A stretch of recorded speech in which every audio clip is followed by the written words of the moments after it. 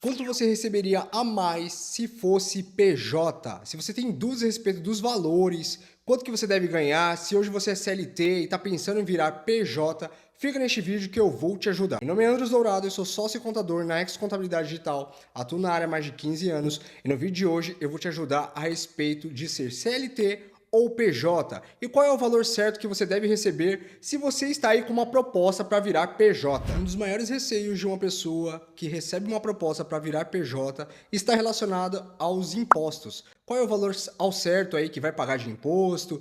Como que funciona essa parte de abertura de empresa? Quais os direitos que eu vou ter? Quais direitos que eu vou perder? Se eu vou receber a mais, se eu vou receber a menos. Então, neste vídeo, eu vou responder todas essas suas dúvidas. Para começar esse vídeo, eu vou explicar quais são as alíquotas de desconto para uma pessoa que se tornou PJ. Para saber ao certo qual é o valor de imposto, qual é o valor que vai ser descontado aí do seu pagamento, você primeiro precisa entender qual é o regime tributário que você vai abrir de empresa. Então vamos dizer que você vai virar um PJ e você vai se enquadrar no Simples Nacional. A primeira coisa que a gente precisa verificar, você vai ser um prestador de serviço? Qual é a atividade que você vai prestar de serviço? No Simples Nacional nós começamos com uma alíquota de 6%. E essa alíquota ela vai aumentando gradativamente, conforme o seu faturamento. Ou seja, conforme você fatura mais, o faturamento dos seus últimos 12 meses, essa alíquota vai aumentando, de acordo com o anexo que você se enquadrar. Vamos dizer que você é um prestador de serviços administrativos, e você caiu no anexo terceiro. Então, se você fatura aí até 15 mil reais por mês, você vai cair na primeira faixa, com uma alíquota de 6%. Mas vai depender muito da atividade que você vai prestar. E para isso a gente precisa fazer um estudo tributário. O regime tributário vai impactar diretamente nos impostos, ou seja, nos descontos que você vai ter. Aqui no Brasil nós temos 3 regimes tributários: o Simples Nacional, o lucro presumido e o lucro real.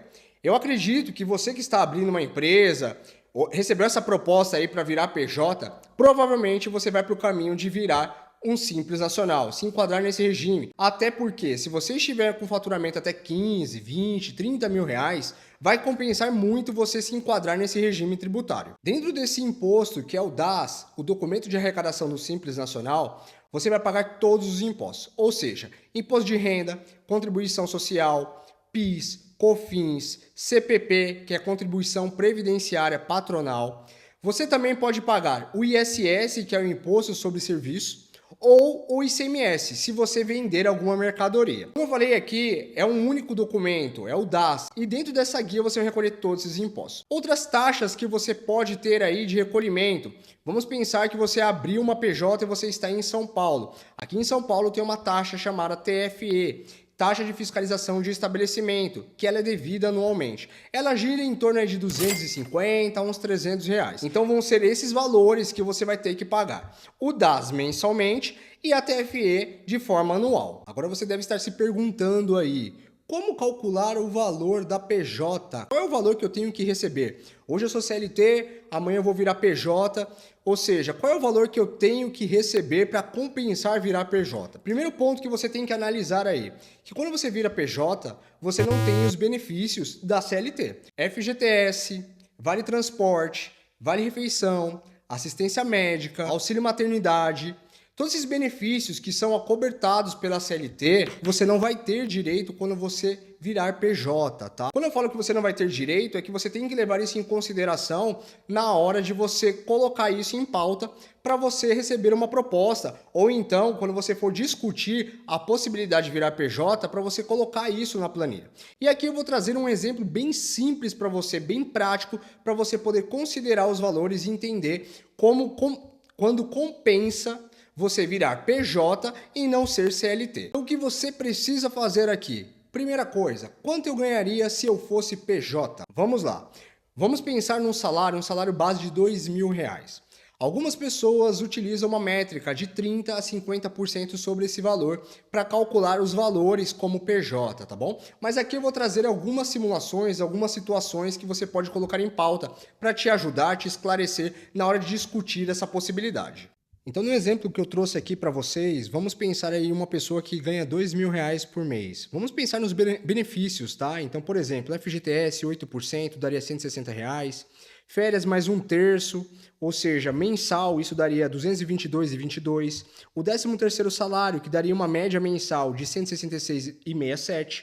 Vale refeição, vamos dizer que você tem direito a vale refeição aí, recebe esse valor. Vamos colocar uma média de R$ 25 por dia útil, vezes 22 dias úteis, vamos colocar aí R$ 550 no mês. Vale transporte, R$ 9,00, R$ 10,00 por dia, vamos fazer um arredondamento aí, vamos colocar vezes 22 dias, R$ 198,00, arredonda para os R$ 200 mais ou menos. Vale alimentação, o famoso VA, vamos colocar aí que você tem esse direito também, você recebe R$ 250 por mês. Plano de saúde médio, uma média de uns R$ 300, vai depender muito do plano de saúde, da sua idade, se você tem dependentes ou não. Então vamos dizer que o custo total da empresa vai dar em torno aí, vamos dizer que uns R$ 3.847 por mês, tá? Quando a gente pensa agora na possibilidade de ser PJ, você precisa colocar tudo isso em pauta. Não só isso em pauta, mas os impostos que vão incidir no seu faturamento mensal, tá bom? Então vamos pensar aí que você é PJ e você não vai ter direito a férias, 13º, FGTS, nem benefícios para manter o mesmo padrão.